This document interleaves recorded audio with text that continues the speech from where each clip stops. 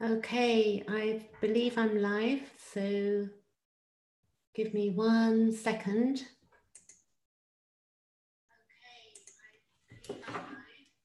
Okay, I can hear myself. Okay, so this is all new to me. What am I doing?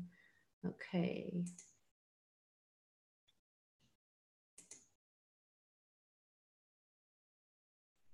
Okay. And we've got it. Okay, right, here I am. This is my second live, and I'm going to be doing live every week on Wednesdays and Sundays. And tonight I want to talk about the inner critic. And I'm checking I can see chat here. Let me set this up so I can see my chat. So where we go as human beings, when we've been wounded early on, and so many of us have, some of us have had childhood trauma, and some of us have been just wounded through life. So the inner critic can basically take over if we've been given a lot of messages as children that were maybe not appropriate, you know, just the way people were acting towards us, or heavier duty stuff, which would then relate to complex PTSD. I've basically seen myself, you know, even today, even tonight, watching my own inner critic play out with getting online and deciding that I'm not going to be, you know, not do it, like committing myself to being out there and speaking. And I find that a lot of us hold ourselves back because we're worried about what other people might think of us and stuff like that. And in my study of late, through dealing with my own complex PTSD issues, I started looking at something called evolutionary astrology. So we also have a generation of people that are very self-critical. And then we've got self-criticism through what we were taught as children and how to look at ourselves. I don't know if anybody's there, if anybody can hear me. I can see 3 people, but let's go for this. So I'm going to go for explaining what, from Pete Walker's book, what we can do when we criticize ourselves.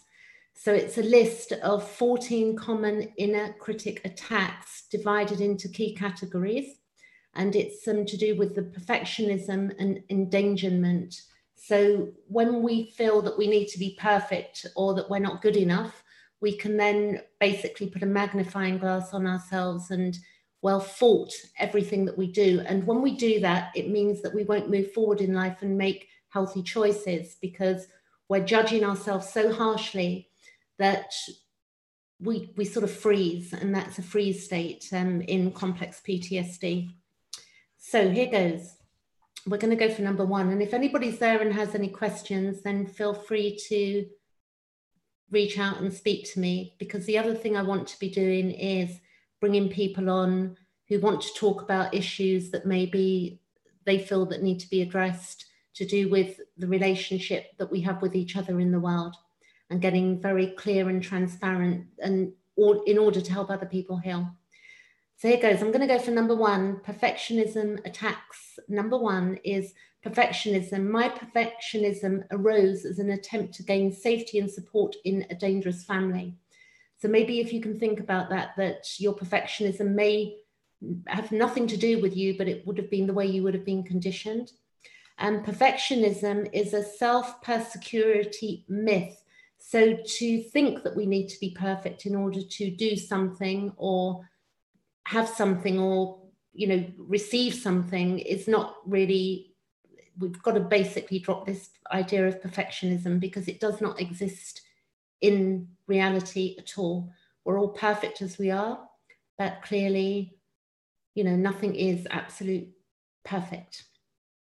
I do not have to be perfect in order to be safe or loved in the present. And that's something a lot of people can do that have complex PTSD. They feel that if they have a flashback, or they say something the wrong way, or can also apologizing for things that we don't need to apologize for. I found myself for years, I was saying sorry for things, you know, just saying sorry continuously with people for things that I hadn't done, or things that didn't need to be, one didn't even need to say sorry for. And here goes, I am letting go of relationships that require perfection. So for instance, if you've got somebody in your life that is requiring you to be perfect, that is not healthy. I remember I had a situation with a boyfriend years ago, which is comical now. He used to really be horrible to me by the way I cut up like tomatoes when we were cooking in the kitchen. This is not funny, but looking back it's funny, but I know people out there experience this with partners or whoever, you know, you're in a relationship, or a family member may be wanting you to do something perfect, which is not realistic. If they want you to cook, for instance, tell them, let you get on with it, or they can do it themselves. That's a good way out of it. What else? Mistakes do not make me a mistake. So we all make mistakes in life, and that does not mean we are a mistake, if that makes sense. I'm sure it does. And every mistake or mishap is an opportunity to practice loving myself in the places that I have never been loved. So if you feel that you're not perfect enough, we've got to start loving ourselves. And as you would a child, for me, if I had a child, I don't have a child, but I wouldn't berate it for not doing something perfectly. You know, you would praise a child when it's done well, but it's not natural to berate a child for not doing something perfectly. We basically need to come from love where we've not been loved. Number two, so the other thing we can do is all or nothing, black and white thinking. So it's got to be all way or another way. And that can be extreme and over generalized descriptions, judgments and descriptions. One negative happenstance does not mean that we're stuck in a never-ending pattern of defeat. So if we make a mistake, we've got to learn to be okay with it. And number three, we can have, through thinking that we're a mistake or that we're basically not good enough, we can have self-hate and self-disgust and toxic shame. And again, that can come back to, or go back to, childhood. And we've got to learn to be on our own side and be our own like team member who's going to rally us on and realize that we are good enough. And it's very important that we get to this place in ourselves that we know that we are good enough. We can turn shame back into blame and disgust. So, you know, we can, if somebody shames us, it's okay to turn around and let them know that it's not okay. We don't have to accept shaming from anybody. That can be on our beliefs or the things that we like or the things that we like to do. If anybody does that, you know, call them out on it and say, excuse me, this is my life. Keep it short and sweet, because there can be a lot of unpleasantries with people thinking that we should be or behave a particular way or look a particular way.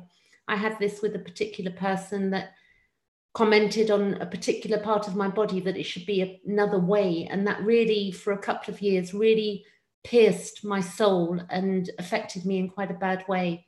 So I would, if people criticize any part of your body, tell them outright that it is completely unacceptable and that you're a gift from God. Have none of it. So it's not feeding into other people's shaming and, you know, what I would say would be nasty behavior, because, but then again, if somebody's not conscious or aware, they might say things that are, you know, that are unkind because they haven't got the awareness or the consciousness to understand that we're supposed to be compassionate to each other as human beings. So we can refuse to be shamed for our normal emotional responses like anger. So we can have healthy anger at something, and sadness and fear. And sometimes if we're having a bad day and we feel sad, it's okay to feel that way. We're not to shame ourselves for feeling, you know, not on top of things. Number four, when we micromanage and worry and obsess and we loop and we look into the future and we start thinking how things are going to be in the future and am I going to be good enough and am I going to be perfect enough?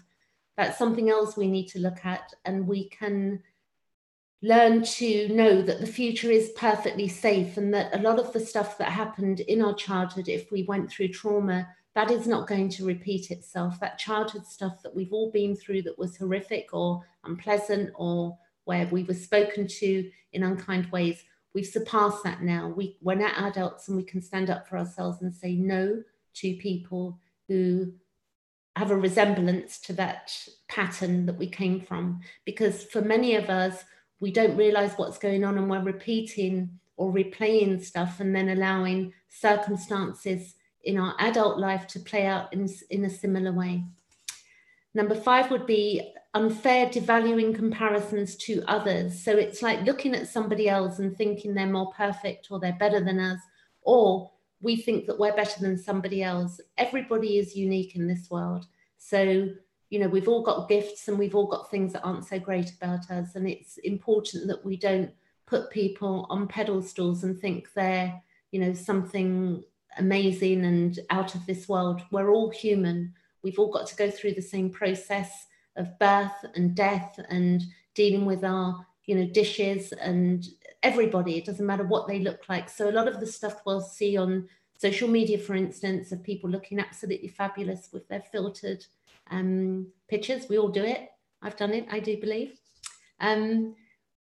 You know, knowing that basically there is nobody else, that we don't need to compare ourselves. We're unique. We need to see that we're individuals and how important that is to take on board.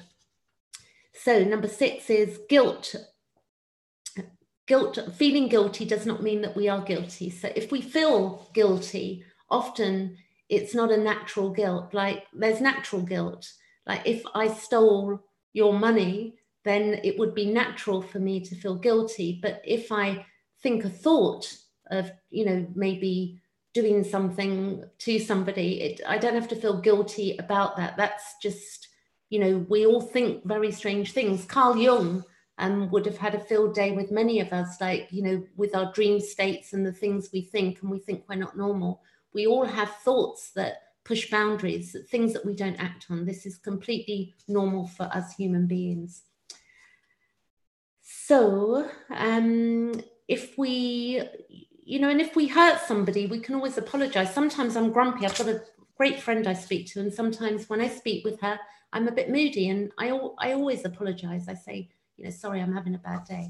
But clearly we have to be balanced. If we keep being rude to people, then, you know, clearly we will have something to be guilty about. So we need to watch ourselves, and the more aware we become about who we are and where our, you know, where our actions, where we're playing out, where we're projecting past events onto people in the now, because we all do that as well. Projecting is not something, you know, that we'll ever get away from. We're always going to be doing it to one level or another.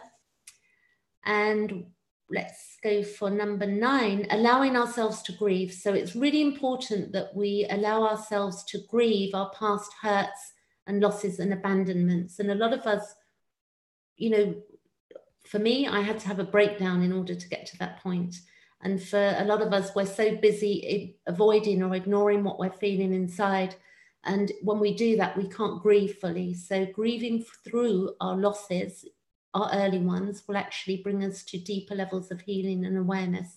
So it's basically taking note of what has happened to us in our past that's hurt us and grieving. And I missed one, which was number 9, which is to grieve flashbacks. Actually, we have said that, to grieve flashbacks. I missed number 10, which is to cultivate safe relationships and seek support. Okay, so that is something that we need to find people that love us and care about us and get us, and then share what we need to share. And part of me doing these lives is to get people out there thinking and talking about what they need to do for themselves in order to heal. And number 12, we can also look at triggers and flashbacks, what leads us to being, you know, to being feeling unsafe in this world. And when we look at situations and begin to, because if we put ourselves in situations that are not good for us, then the inner critic will maybe criticize us. You know, an example would be if you wanted to, you know, if you, years ago I said to a friend that I wanted to go to the cinema, but actually I changed my mind at the last minute because I thought, why did I say that? Because I actually didn't not want to, I don't like the cinema. And then I felt guilty that I backed out. So we have to look at, you know, things that trigger us. Like sometimes we'll say yes because we're being triggered by a memory or into something, or thinking that we need to do something that we actually don't want to do. I think that makes sense. Number 12, when we look at what we're flashing back to, we're going to start healing those flashbacks, which will stop us being self-critical also. So what else can I tell you? I think that's about it. I don't know if anybody's there. I'm actually going to bring people on starting this weekend to chat with me, so it won't be just me speaking. I'm going to tell you something that I also find quite interesting for myself, not for myself, but for all of us. The inner critic can also work in astrology. It comes out quite clearly in astrology, and not everybody is into astrology or understands the totality of what it's about, but Virgo is equated to our natural guilt and unnatural guilt. It's the way we've been brought into the world, and it's an archetype. So what can happen is that we can scrutinize ourselves and feel that we are not good enough based on, quite interestingly enough, a period of time that we were born in. In astrology, we have, and this is Jeff Wolf Green, this is astrology, evolutionary astrology.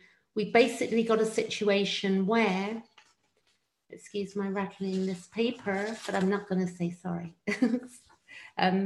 We've got Pluto in the 6th house, and what that means, how Pluto plays out in our astrology chart is that Pluto was in Virgo between 1958 and 1971. So anybody born in that period of time is going to have Pluto, which is a planet of transformation and birth, death, taxes, all of these things. It's the subconscious of what goes on deep inside us that we don't know about. We've got this underlying feeling, a sense of guilt. So how we can deal with that is by also looking at our astrology chart, which I've studied my own now for the last good year and a half, so in depth that it's brought me to a place of understanding myself. But when you look at astrology charts, we're looking at birth, place, date, and time, because without the time, we're not going to know where the planets fall exactly. And unfortunately, not everybody does know what time they were born. But Jeff Wolf Green basically says that, you know, with the Pluto Virgo, which is that year 1958 to 1971, there's a lot of self-doubt, discrimination. It's about purification and self-improvement. So it means that we can be very hard on ourselves, people born during that period. So that's an interesting thing to look at as well. And I don't know if anybody's out there. I can see 2 in the chat. Nobody said hello, and one of them's probably me. But I think if anybody got any questions on the astrology Pluto in Virgo, or understands anything about astrology, they can leave messages below or ask questions. And I'm going to be back on Saturday and to see what I'll be talking about then. I'm not sure. I think it might be codependency. I have a friend of mine who was saying that she might like to talk about that subject, on what codependency does for us, and also that can also be seen in astrology charts as well. So that's it. I'm going to end the meeting and sign off, and any questions, feel free to leave them below. Thank you.